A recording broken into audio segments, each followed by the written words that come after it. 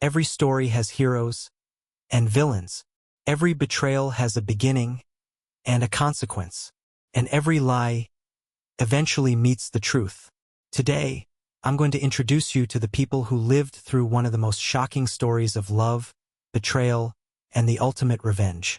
Listen carefully, because one of these people destroyed a marriage, and another destroyed their entire future. Meet David Chun, a man living two lives. One the world sees and one nobody knows about. Meet Jessica, his wife, who's about to make the biggest mistake of her life. Meet Marcus, the man who thinks he's winning, but has no idea what's coming. Meet Richard, the lawyer who will reveal the truth that changes everything. And meet Sarah, proof that after betrayal, real love still exists. This is a story of secrets, betrayal, and the sweetest revenge you'll ever hear. Let's begin. Sign the papers, loser. I want the house, the car, and half of your pathetic salary. Those were the last words my wife Jessica said before throwing divorce papers in my face. She had no idea that the pathetic salary she mocked was just my cover. What she didn't know was that I owned a $50 million tech company, and her boyfriend. He was about to be my next employee. But I'm getting ahead of myself. Let me take you back to where it all started. My name is David Chun, and 5 years ago, I thought I had everything figured out. I was 28, married to my college sweetheart Jessica, and living what seemed like a normal middle-class life in Seattle. Every morning, I'd wake up at 6 a.m., put on my cheap suit from Walmart, grab my old briefcase, and head to my office job downtown. Jessica would still be sleeping, and I'd leave a note with a heart on it. Love you, Jess. Have a great day. What Jessica didn't know was that my office job was actually a corner office on the 45th floor of the Columbia Tower, where I was the founder and CEO of Chin Technologies, a cybersecurity company I'd built from my college dorm room. You might wonder why I never told my wife I was wealthy. Well, it wasn't because I didn't trust her at first. It was because of a promise I made to my late grandfather. Grandfather's wisdom. When I was 15, my grandfather, who had built a successful manufacturing business from nothing, sat me down and told me something I'd never forget. David, he said in his thick Taiwanese accent, when you become successful, you'll discover who truly loves you for you and who loves you for your money. The woman worth marrying is the one who loves you when you have nothing. He then told me about his own story, how his first wife left him when his business nearly went bankrupt, and how my grandmother married him when he was at his lowest, helping him rebuild everything. Test them first, he said. Lie modestly. See if they stay when things are hard. That's when you know it's real. So when I started making serious money in my early 20s, I kept it hidden. I wanted to be sure that whoever I married loved me for me, not my bank account. Meeting Jessica. I met Jessica at University of Washington. She was beautiful, smart, and seemed genuinely kind. We dated for 3 years, and during that time, I maintained my struggling entrepreneur persona. I drove a 2005 Honda Civic, lived in a modest apartment, and wore normal clothes. Jessica seemed perfect. She said she didn't care about money, that she loved me for who I was. She'd say things like, "We'll build our dreams together, David. We don't need to be rich to be happy." I believed her. We got married in a small ceremony. Nothing fancy, about 50 guests, a simple reception at a local restaurant. Jessica seemed genuinely happy. She told everyone she married for love, not money. For the first 3 years of marriage, things were good. I continued my act, leaving for my regular job every day. I'd tell Jessica I made around $75,000 a year as a security consultant. Enough to be comfortable, but nothing impressive. Meanwhile, my company was exploding. We'd secured major contracts with Fortune 500 companies, and my personal net worth had climbed to over $50 million. But I kept living in our modest 2-bedroom house in a middle-class neighborhood, driving my old car and maintaining the facade. I told myself I'd reveal everything on our 5th anniversary. I had it all planned. I'd surprise her with our real financial situation, explain why I'd kept it secret, and then we'd start our real life together. But I never got the chance. Around our 4th anniversary, Jessica started changing. She became distant, always on her phone, coming home late from work events and girls' nights. The woman who once said she didn't care about money started making comments. Sarah's husband just bought her a new BMW. Why can't we afford nice things? My college friends are living in real houses, David. This place is too small. When are you going to get a better job? We're almost 30, and we're still living like we're in college. I tried to be understanding. Jess, we're doing fine. We have everything we need. Need isn't the same as want, David, she'd snap back. The loving notes stopped. The morning kisses disappeared. She'd look at me with something that looked like disgust. The discovery. 3 months before she asked for divorce, I discovered the truth by accident. I came home early one day. We'd finished a major client meeting ahead of schedule. As I walked up to our house, I heard laughter coming from our bedroom. Jessica's laughter, and a man's voice I didn't recognize. My heart stopped. I quietly opened the front door and crept up the stairs. The bedroom door was slightly open, and what I saw shattered my world. Jessica was in our bed with another man. They weren't just being intimate. They were comfortable, like this had been going on for a while. They were laughing, talking about their future together. When are you going to leave him? The man asked. Soon, Marcus. I'm just waiting for the right moment. I want to make sure I get the house and half of everything. My lawyer said I need to time it right. Marcus. That name rang a bell. Marcus Reynolds, the guy who had applied to be our VP of operations at Chin Technologies 3 months ago. I'd personally rejected his application because his background check showed a pattern of unethical behavior at previous companies. The irony was almost funny. The man my wife was cheating with had tried to work for me without knowing who I was. He's such a loser, Jessica continued. Driving that pathetic old car, working his boring little job. I thought he'd be more successful by now. I can't waste my best years on someone so mediocre. Don't worry, baby, Marcus said. Once you're free, we'll be together. I'm about to close a major deal that'll set us up nice. I stood there for a moment, processing. Then, quietly, I backed away, went to my car, and drove to my real office. Sitting in my actual office, overlooking downtown Seattle, I called my personal attorney, Richard Morrison, one of the best divorce lawyers in the state. Richard, I need your help. My wife is cheating on me, and she doesn't know about my real financial situation. Tell me everything, he said. I explained the whole situation, my hidden wealth, the prenup I'd insisted on, which Jessica had signed without much thought, since she believed I had nothing worth protecting, and what I'd just discovered. Richard was quiet for a moment, then he laughed. David, this is perhaps the most interesting case I've ever handled. Here's what we're going to do. We spent the next 3 months preparing. I documented everything. Hired a private investigator who confirmed Jessica and Marcus had been seeing each other for 8 months. Secured my assets. Made sure everything was legally protected under the prenup she'd signed. Played my part. Continued being the mediocre husband she thought I was. Set the trap. Waited for her to make her move. It happened on a Tuesday evening. I came home from work, and Jessica was waiting for me at the kitchen table with her lawyer, a smug woman named Patricia Chambers. David, sit down, Jessica said coldly. We need to talk. I played my part perfectly. What's wrong, honey? Don't honey me. This marriage is over. I want a divorce. I pretended to be shocked. What? Why? Is there someone else? Jessica actually laughed. Does it matter? Look at us, David. Look at this life. I'm almost 30, and what do I have to show for it? A tiny house, a husband with no ambition, no future. I deserve better. Patricia slid papers across the table. Mr. Chun, these are divorce papers. My client is willing to make this simple. She wants the house, the Honda Accord, and 50% of your salary for the next 5 years as alimony. I looked at the papers, pretending to be devastated. Jessica, please. Can't we work on this? Marriage counseling. It's too late, she said, and I could see she was actually enjoying this. I've moved on, David. There's someone else, someone successful, someone with ambition. Just sign the papers. Who is he? I asked.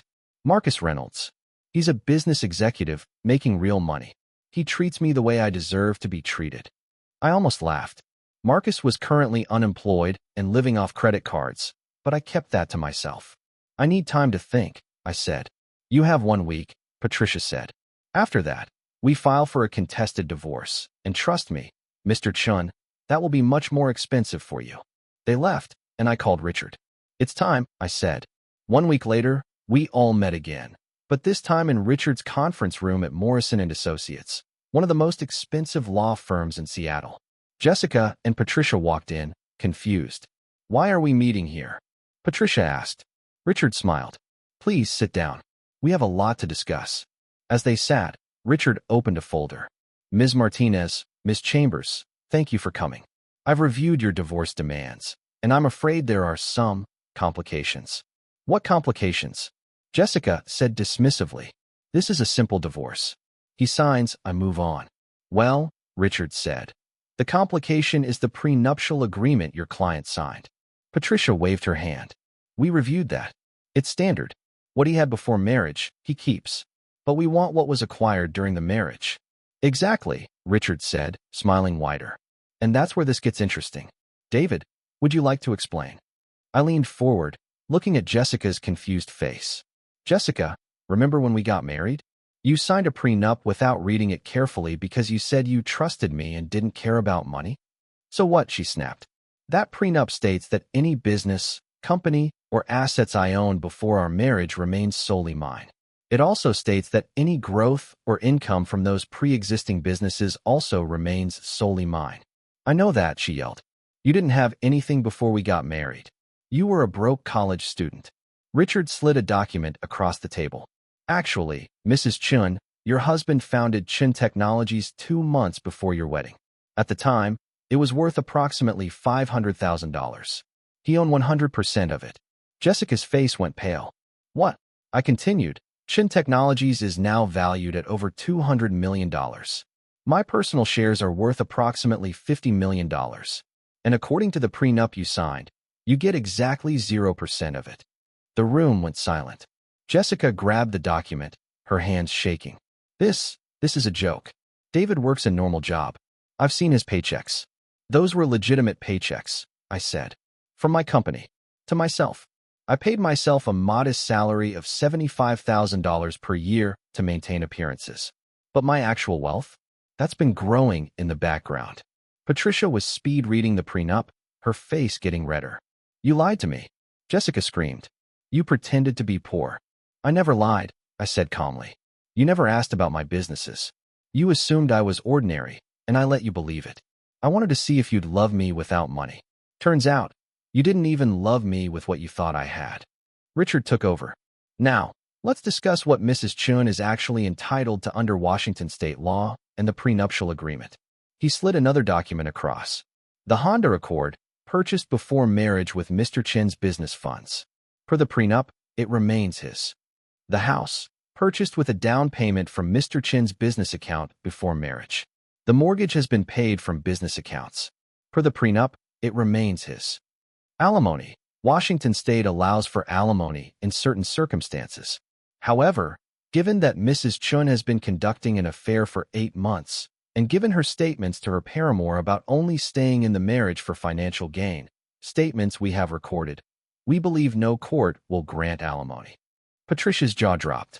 You recorded private conversations? We hired a legal private investigator, Richard said. Everything was obtained within legal bounds. Would you like to hear the recordings? He pressed play. Jessica's voice filled the room. He's such a loser. I can't waste my best years on someone so mediocre. I'm just waiting to get half of everything. Jessica burst into tears, but they weren't sad tears. They were angry tears. This isn't fair, she screamed. Fair, I said, standing up. You cheated on me for 8 months. You called me a loser. You were planning to take everything I had, even though you thought it was just a modest life. You didn't love me, Jessica. You never did. You loved the idea of what you could take. Richard interrupted. Here's what we're offering. You walk away with whatever personal items you brought into the marriage. You get $0 of Mr. Chin's assets. You get $0 in alimony. In exchange, we won't sue you for fraud or pursue charges related to your attempts to manipulate the divorce proceedings. And, I added, you'll sign a non-disclosure agreement stating you won't discuss my financial situation with anyone, including Marcus Reynolds. I'll fight this, Jessica yelled. I'll take you to court. Richard smiled coldly. Please do. We have recordings of you admitting to fraud. We have 8 months of documented infidelity. We have proof that you married my client with eventual financial gain in mind. No judge will side with you. You'll spend tens of thousands on legal fees and end up with nothing. Plus, I added, I've already filed a police report about some unauthorized charges on my personal credit card, $23,000 over the past 3 months that you spent on your affair with Marcus. Hotels, dinners, gifts. I have receipts for all of it. Jessica looked at Patricia, who was shaking her head. Sign it, Patricia told her. You have no case. Jessica signed the papers. She moved out that week, taking only her clothes and personal items. The house, the car, everything, it all stayed with me. But the story doesn't end there. Remember Marcus Reynolds? The successful business executive Jessica left me for? 2 weeks after the divorce was finalized, Marcus showed up at my office building. He didn't know it was my building. He was there for a job interview. After Jessica divorced me, Marcus's big deal fell through. He was broke, desperate for work, and his resume had landed on my HR department's desk. I could have rejected him outright, but I had a better idea. I approved his interview. He went through 3 rounds, meeting with my VPs and directors. Everyone thought he was competent enough for a mid-level position. Finally, he got called for the final interview, with the CEO. With me. The final meeting. I'll never forget the look on his face when he walked into my office. Mr. Reynolds, please sit down, I said, gesturing to the chair across from my desk. He stood frozen, the color draining from his face. I didn't know that I was David Chin. That Chin Technologies was my company.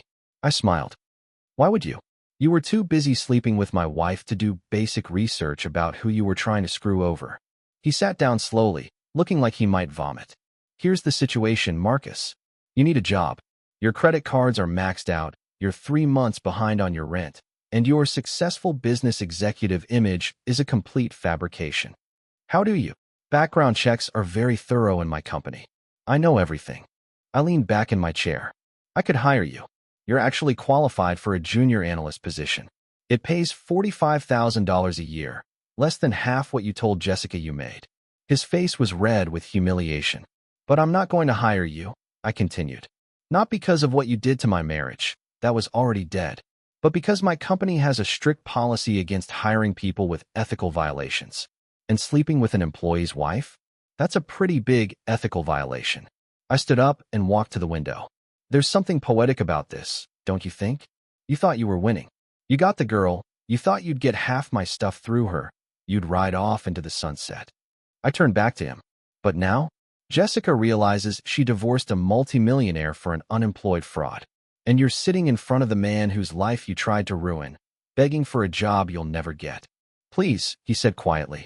I need this job. You should have thought about that before, I said. We're done here. Security will show you out. As Marcus was escorted from the building, I felt nothing. No satisfaction, no anger. Just empty relief that this chapter was over. In the months after the divorce, I made some changes. First, I stopped hiding who I was. I sold the modest house and bought a penthouse in downtown Seattle with a view of the Sound. I traded in my old Honda for a Tesla. I started dressing like the CEO I actually was. Second, I established the Chun Foundation, a nonprofit that helps young entrepreneurs from low-income backgrounds start their businesses. My grandfather would have been proud. Third, I started dating again, but this time, with full transparency. I wasn't going to hide who I was anymore. If someone couldn't handle my success, they weren't right for me. The ironic epilogue. About 6 months after the divorce, I got a LinkedIn message. It was from Jessica. David, I made a terrible mistake. I was immature and stupid. I didn't appreciate what we had. Can we talk? Maybe try again. I've changed. I showed the message to my girlfriend, Sarah, a fellow entrepreneur I'd met at a tech conference. She was successful in her own right, running a thriving AI startup. What are you going to say? Sarah asked. I typed a simple response. Jessica, I appreciate the message, but I've moved on. I hope you find whatever it is you're looking for. I've found everything I need. Best wishes, David. I hit send and blocked her. Sarah smiled. Classy. I learned from the best, I said, thinking of my grandfather. The real ending. A year later, through mutual friends, I heard that Jessica and Marcus had broken up after 3 months together. Turns out, without money to spend on her, Marcus wasn't as appealing. And without Jessica's anticipated divorce settlement, Marcus couldn't maintain his fake lifestyle. Jessica was working as a receptionist, living with roommates. Marcus had moved back to his hometown. Meanwhile, I was thriving. My company had gone public, my personal wealth had tripled, and I was in a genuine, honest relationship with someone who loved me for me, success and all. The lesson my grandfather taught me had proven true. When you're successful, you discover who really loves you for you. But I learned an additional lesson he didn't teach. You don't have to hide who you are to find real love. You just have to be patient enough to find someone who loves all of you, your struggles, your successes, and everything in between. Final reflection. People often ask me if I regret hiding my wealth from Jessica. The truth is, I don't regret it at all. If I hadn't, I would never have known her true character. I might have spent decades with someone who only loved my bank account. Yes, the betrayal hurt. Yes, the divorce was messy. But it freed me to find something real.